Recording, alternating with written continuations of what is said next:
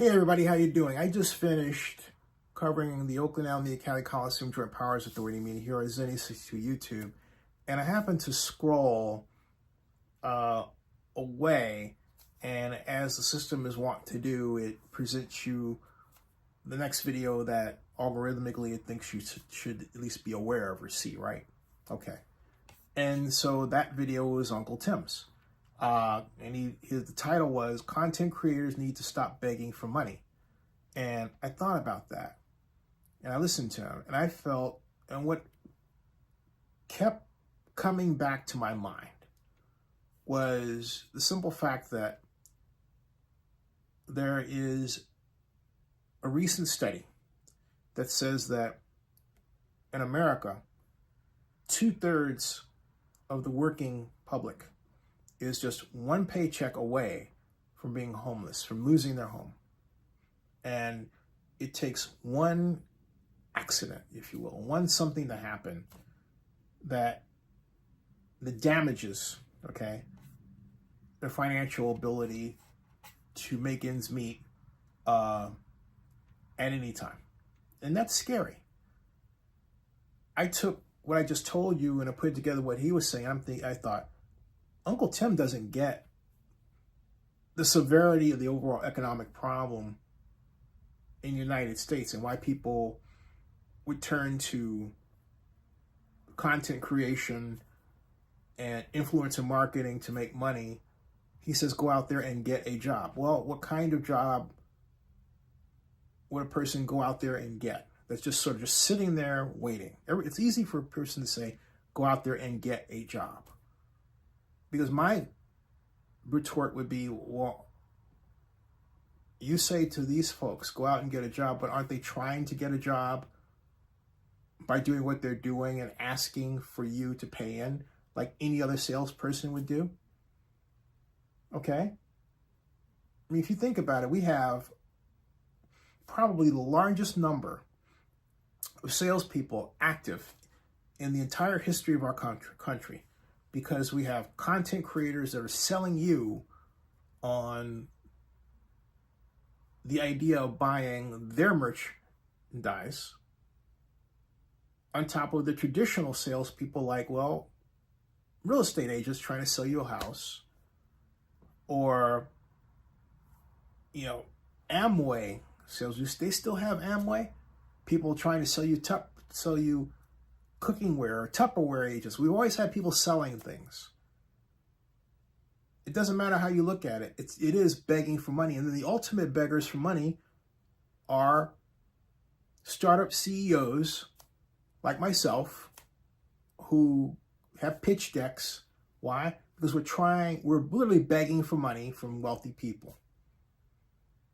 So we have a beggar's society right now.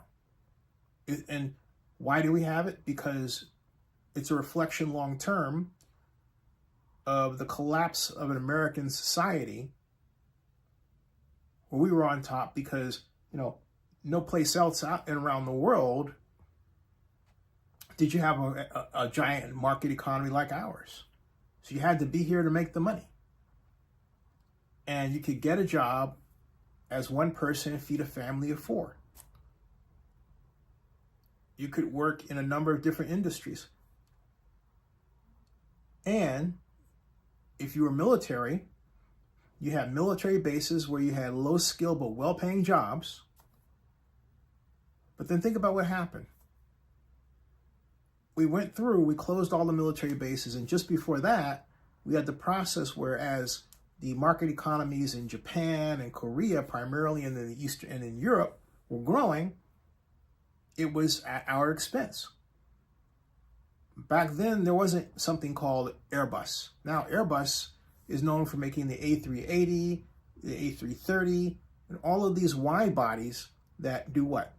They take money away from American Boeing. We used to have McDonnell Douglas, you know, there were people that made the DC-10 and then Lockheed, which made the L-1011, gone. And making passenger aircraft is truly a worldwide affair. It used to be just us. And now if you go online, you are this close from working with somebody overseas. If you get a call or you make a call, a service call with respect to an organization, or let's say AT&T, more than likely you're going to talk to someone overseas, in Japan or the Philippines, somewhere in the Pacific Rim, maybe Brazil, maybe South America, but not America. And yet we have these bozos running around talking about how immigrants are taking our jobs, and yet think about this, we let job flow, we let money flow out of our economy every nanosecond of every day. We don't even think about it. We let it happen, and we're stuck on the bricks and mortar idea that it's the immigrants taking our jobs when, hey, the people overseas are already taking our jobs, and they do so at a faster rate than somebody coming across the border who might be seeking a better life from being murdered back where, they were, okay? I mean, does that make any sense to be in a situation where you are, every time you turn around, you have people selling stuff to you. You've got people trying to get you to give them your credit card so that you can sign up for that. And they say, oh, it's just a temporary engagement. And next thing you know, they're charging your credit card beyond the period, the 1 month period that they said it was temporary. And they don't make it easy for you to cancel. So next thing you know, you have all these phantom payments that are pulling money out of your bank account. And you're like, all right. And so what are you supposed to do about that? So now they have an app that helps you recover those funds, supposedly. But that app doesn't work for free. All right. The people who made it want to get paid. That's why they saw another opportunity. So what Uncle Tim is saying is really wrong, because he's not recognizing the gigantic problem we have in our country. I mean, don't you think that it's really sad that a woman, it's good that the woman has the opportunity, but isn't it sad that a woman feels like she has to go online and show her body in order to make a ton of money? Now, the great thing about it is, guess what? She can make a ton of money. What, 43 million? That's freaking huge. All right. But then the other creators hear about that sort of thing and they don't want to do that. But it's just one more example of where creators are bombarded and bombarded and bombarded with all these people making all this money around them, and they feel like they're stuck in the middle. And then you have people who have products who want to give you an affiliate link. So you use the affiliate link, which I don't recommend, by the way, and you're lucky to get anything. More than often than not, you're going to get a report that shows you the impressions you got, which they don't pay you for. They used to, and they should, but it's zero. You would say, why? What are the impressions? Impressions are simply like me showing you a document or with somebody's corporate name on it. That's what it is. And you see that, like, for example, I see this connect with industry leaders, clean tech. All right. Do you know what? Okay. Clean tech. Do you know what this is? Clean Tech Summit. All right. Clean Tech Summit. All right. The fact that you're looking at that's an impression. That's an impression. I just showed you something you weren't aware of. The Clean Tech Summit. You're like, what's that? I advertised it. You're seeing that as called an impression. Now, it was nothing for you to click on. All right? But there's a lot of that going around. My point is that as a content creator, they push these opportunities at you. And you're trying to figure out how to take advantage of it, because let's face it, it is easy to sit in an office at home, make your content, and then go on and take care of the other things that you have to do for your mother, if you're her caregiver, like I am, or your kids, or both, what have you, rather than getting in a car, like in the 20th century, going to some office, which I did when I was in college, being part of this class on what to say to people, what to give them, making sure. I did this as a freshman, and I didn't know better. Making sure that they touch it, so it's called merchant hand, and you're carrying around these products in your trunk.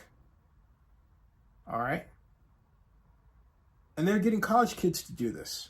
Okay, if I had a son or daughter, I would make now you don't have to do that, thankfully. But back then we didn't have the internet. Now we do. The trouble is, though, that when private initiatives like the YouTube partnership program got started, there are comparatively only a handful of people involved. I am one of YouTube's first generation of partners. When I started, there were maybe 8,000 or something like that. I was invited to it. It didn't even exist when Mia Clugliano invited me, along with Steve Grove. All right? And that was in 2007, but it didn't kick in until 2008. So here we are now. Do you know how big the program is? And yet, do you know how many channels there are on YouTube? YouTube has an estimated 165 million channels. Okay? 165 million. Think about that. 165 million channels. Of those, it is estimated 165 million channels, only 60 million of those are revenue producing for YouTube, okay? But of those 60 million that are revenue producing, only 2 million are part of the YouTube Partner Program, okay? Only 2 million are part of the YouTube Partner Program. So you would say, wow, that's a small number of people. It is, and it hasn't grown that much. They're trying to expand it now. But the problem for us as YouTube creators is simply that there's a lot of video material out there competing for eyeballs with what we put out.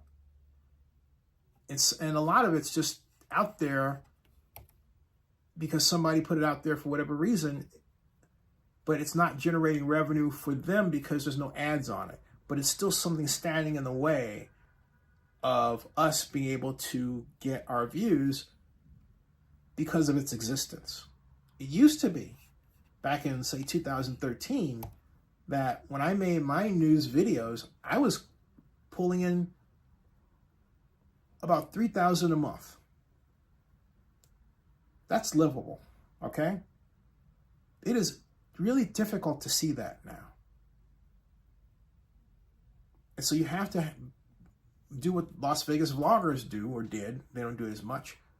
Give these tours of hotels and everything else and hope that somebody loves your content because you're consistent, you're appointment oriented. In other words, you start at a certain time on certain days, every day of the week, every week of the month, so you're consistent, right? And you have to hope that they give you what they want to give you through the super chat, which could be $2, $5, $50, $100. I have seen some Las Vegas YouTubers make as much as $2,000 in one hour sitting. That's pretty good money, but that's not guaranteed. And sure, you should encourage that people sign up. So when Uncle Tim says he's tired of people having these Patreons and everything, the reason they're doing that is that that method of payment is more immediate than just being a YouTube content creator, because YouTube does not have an early drawdown for money. If it did, it would eliminate, well, it would serve to discourage by existence the need to have all these different other channels. Because I thought about putting them up there. Hey, Cash App link, put that up there. I've got Cash App, okay?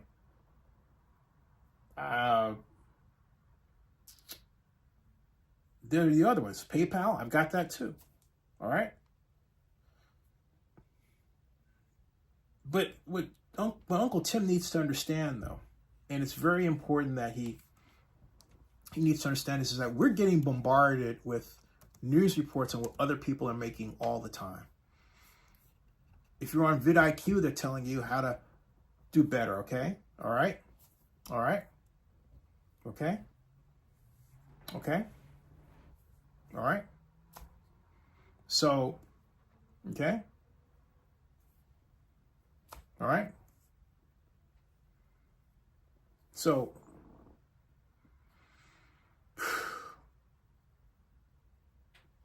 there it is. And that's what I have to say about it. I'm at 16 minutes. I think he took 20. I'm not going to take that long. But Uncle Tim, be more sympathetic to what content creators are going through, because it's a microcosm of an American economic problem we haven't discussed, which I contend was created by the pandemic. And the fact that we didn't handle the pandemic properly. We shouldn't have closed the businesses. Or if we were going for those businesses that we were going to close, we should have subsidized them while they were closed, so that the business owners didn't go wanting for money. We did that.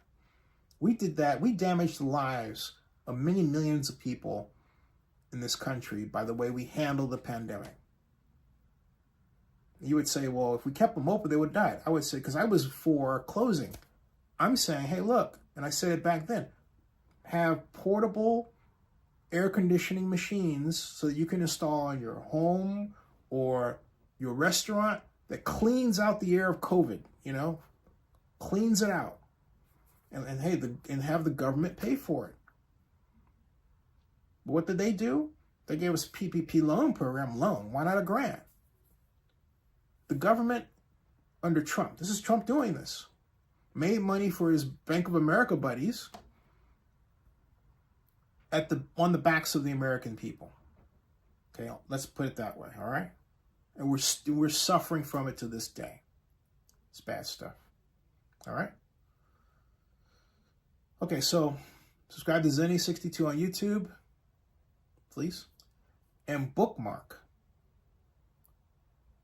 ZennyReport.com, Zenny62.blog.com, and CESLasVegasNews.com. We'll see you.